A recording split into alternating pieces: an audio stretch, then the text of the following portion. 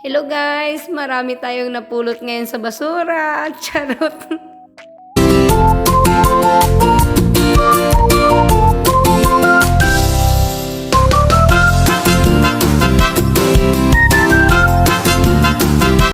So, marami tayong food ngayon for this video.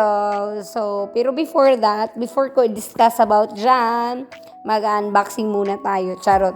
So, i-unbox muna natin yung aking mga maletang dala from the Philippines. Tingnan nyo guys kung anong nangyari sa maleta natin.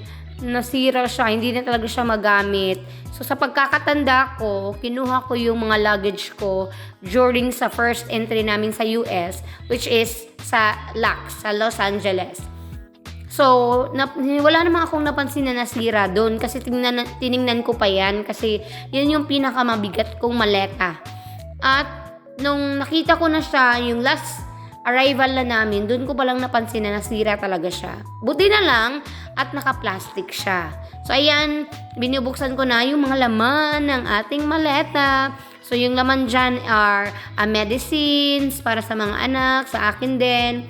Yung mga Biogesic, Bioflow lang. Kasi nabibili naman yun sa Pilipinas ng walang reseta. So it's fine. Then bumili din ako ng mga nail set yung panglinis ng kuko. So yun, tingnan nyo guys. At saka nga pala clippers, bumili po din po ako ng razor.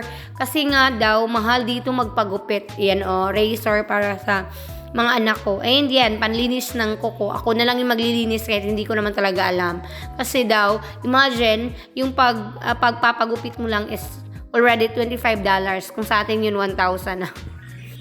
So, ayan, yung nail set. Bumili din ako. Mura lang naman yun sa Shopee. Kung dito bibilhin, medyo mahal. Newsep, yung mga medicine. And yan yung pinakamahalaga, yung tabo. Kasi wala silang bidet dito. At hindi namin nagugustuhan yung tissue paper. At yan, bumili din ako ng pang-swimming ng mga anak ko kasi may swimming pool dito malapit sa amin. And yung pantahi. At first day pa lang talaga, nagamit ko na yung pantahing yun. Hindi ko alam kung bakit bumili ako niyan. Yung pangkayod ng buko, wala namang buko dito eh.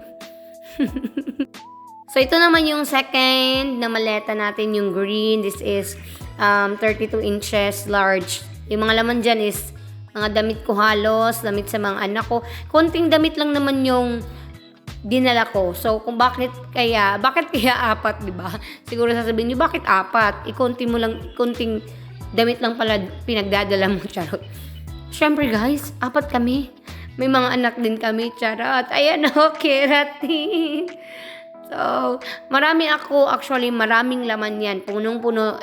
Each of the luggage are 23 kilos, 21 kilos. So, yan po guys. Yung mga nakita nyo kanina, hindi ko po yun napulot sa basura.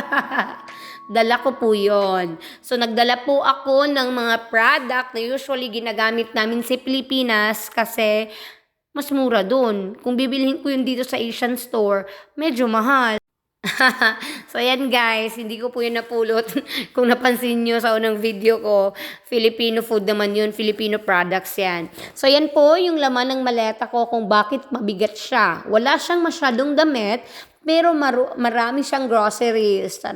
Pansit Canton, Mega, yung mga kinakain natin sa Pilipinas, juice, yung mga binibili kong mga things na kailangan dito na mahal daw dito. So, mura lang naman sa Pilipinas. So, pinagbibili ko na lang. At yan yung kakainin ko for 2 months. Since wala tayong trabaho. So, Bear Brand, bumili din kami. And, Energin talaga kasi mahilig yung mga anak ko dyan kaysa cereal. Lucky Me, Pansit Canton, and noodles. Kasi may Asian store naman dito na nabibilhan. Kaya lang, medyo pricey talaga siya. And, ayan, another tabo. So, dinamihan ko na yung tabo. para isa dito sa CR kasi maraming CR naman dito. So, that is foldable tabo. So, madali ko siyang mabibit-bit. Imagine, 4 luggages na umaabot ng 20 to 23 kilos. Ganyan siya kabigat. So, our next luggage is the orange. Ito talaga, yung laman nito halos is mga groceries lang. Ayun yung shampoo. Tapos, kunting damit lang to. Yan. Flora, pero konti lang yung nabili ko. 10 lang ata. Then toothpaste, mahal din dyan dito. More Energen, crispy fry, mahalaga yun daw dito. Milo, ayan, Pancit Canton, marami pa. Ayan, marami talaga akong dilata. Yung mega na red and green. Tas, bumili din ako ng mga beef loaf. Yung Fiesta brand. Alam mo yung Fiesta brand? Actually, binili ko pa yun sa Siargao. Kasi yung Fiesta brand, hindi mo yun mabibili sa Maynila. At yung Holiday na brand, hindi ko mahanap yun sa Maynila na Pure Gold. Hindi wala ngayon sa Pure Gold sa Siargao eh. Sa ibang store ko yun binili. At more damit pa talaga. Kasi kailangan kong ilagay sa ibabaw yung damit para hindi masira yung maleta. Ayan, Magic Sarap. Di naman kami talaga masyadong gumagamit yan. Bumili lang ako kasi minsan ay yung mga Filipino dito, gustong-gusto nila yan. So, sabi ng husband ko, baka may bigay namin sa iba. Pero gumagamit lang, pero hindi talaga mahilig. Ayan, sinigang mix. Yan, gumagamit kami niyan, yung Nor Cubes. Mahilig akong gumamit yan. O, diba? Ayun na siya, ga. Medyo magulo nung first day ko dito sa Florida. At yan yung naging trabaho ko since duty naman ng husband ko. Sige lang, baka sa susunod, makahanap na talaga tayo ng makikita natin sa basura. Charot. Mas easy pa mag-mine dito, guys, kaysa kumuha sa mga basura. At least sa mga mines dito. Free lang naman yun. At saka, magaganda pa din talaga at malilinis pa. So, thank you for watching. Please like and share my video. And do not forget to like my page. Bye!